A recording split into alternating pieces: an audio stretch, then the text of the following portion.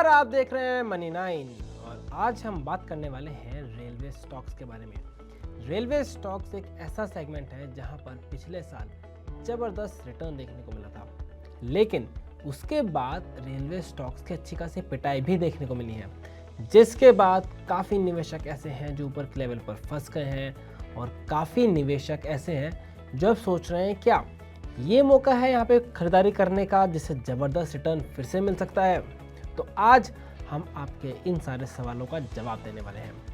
सबसे पहले देखते हैं कि पीएसयू के जो शेयर है, रेलवे शेयर, उसमें गिरावट कैसे देखने को मिली है। जैसे अगर बात करें तो आरबीएनएल के शेयर पर नज़र डालें तो वो अपने हाई से 92% तक गिर चुका है।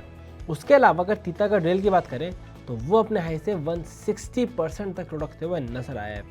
साथ ही साथ अगर हम इरकॉन इंटरनेशनल को देखें तो वो शेयर अपने हाई से 137% गिर चुका है। इसके अलावा आईआरएफसी की बात करें तो आईआरएफसी के शेयर में अपने हाई से 89% की गिरावट देखने को नजर आई है।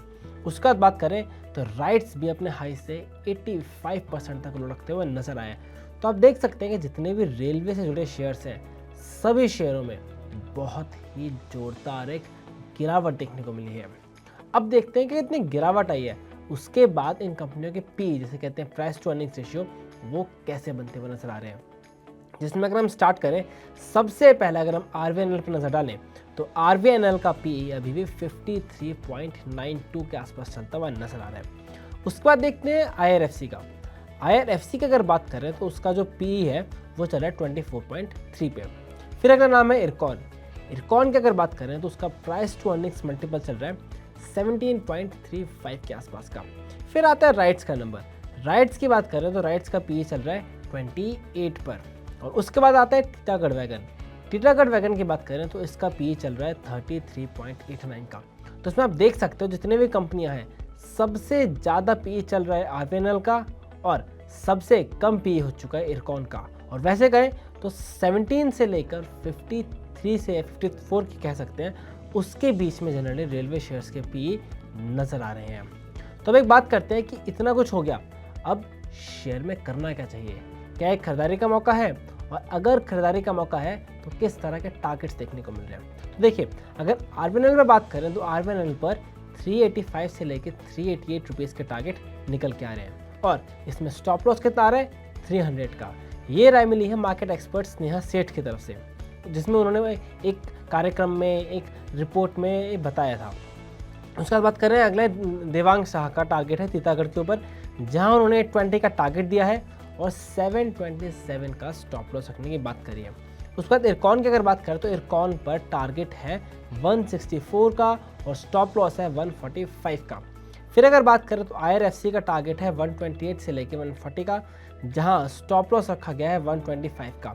ये दोनों टारगेट दिए इरकॉन और आईआरएफसी पर टारगेट है कि कुणाल प्रार का, जो चॉइस इक्विटी ब्रोकिंग के एक्सपर्ट है, और उन्होंने एक न्यूज़पेपर को ये राय वहाँ पर अपनी जारी करी है। जितने मैंने रिपोर्ट आपको बताए हैं सारे टारगेट्स, ये एक न्यूज़पेपर में जारी करे गए थे और वहाँ से ये रिपोर्ट्स हमें मिली हैं इन टारगेट्स के साथ। तो अब आप देख सकते हैं कि अभी का लेवल है और उससे क्या टारगेट्स निकल के आ रहे हैं। तो आप अपने हिसाब से अपने वित्तीय सलाहकार से डिस्कस करके इसमें पैसा लगा सकते हैं। लेकिन एक बात ध्यान रखिए, क्योंकि मार्केट के हालात अभी अच्छी नहीं है, इन स्टॉक्स में काफ़ी ज़्यादा करेक्शन आ चुका है, तो कोई भी डिसीजन लेने से पहले 2-3 बातों का ध्यान रखें। पहला, आपका नज़रिया लॉन्ग टर्म का है या फिर शॉर्ट टर्म का। दूसरा, आप रिस्क कितना बियर कर सकते हैं। और तीसरा, अगर आप कुछ भी अपने आप बहुत ज़्यादा रिसर्च नहीं कर सकते तो बेहतर है आप या तो म्यूचुअल फंड के थ्रू पैसा लगाइए या फिर फाइनेंशियल एडवाइज़र की मदद लेकर अपने डिसीजन लीजिए।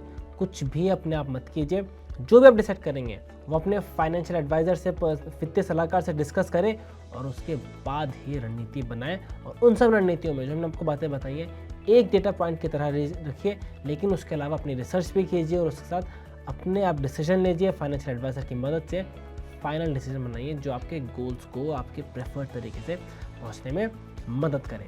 तो ये थी आपकी रेलवे के ऊपर राय, लेकिन ऐसे शेयरों के बारे में जानने के लिए मनी 9 के साथ बने रहिए।